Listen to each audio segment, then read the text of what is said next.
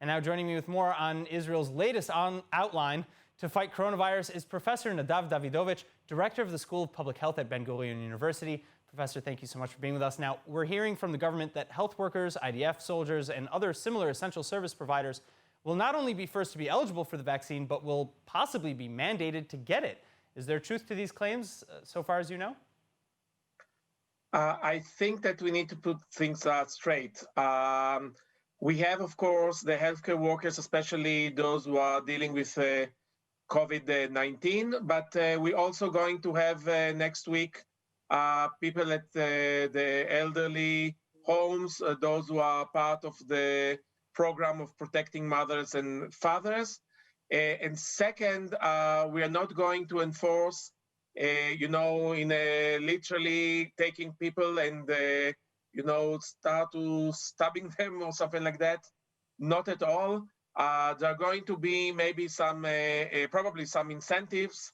I think that the healthcare workers, of course, need to be, standing, and I myself going to be vaccinated publicly, but there are not going to be any strict enforcement. I don't think this is the right way of doing it.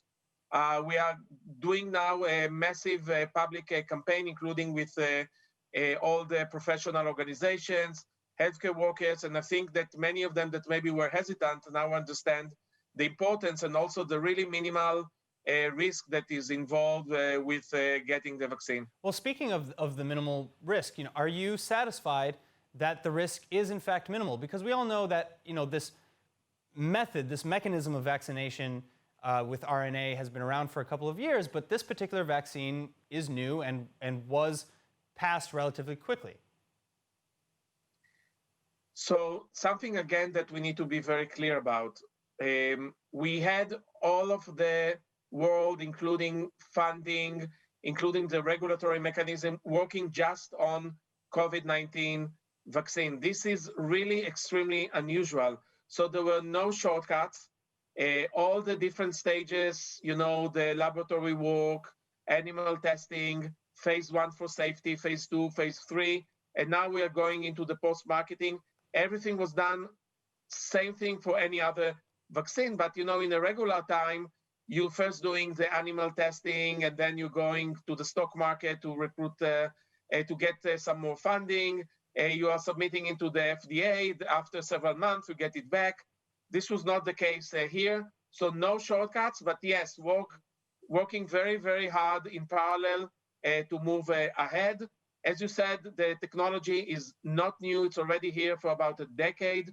And there is no biological mechanism to think that there are going to be long-term consequences. But, of course, there is a mechanism to ensure that all adverse events will be registered.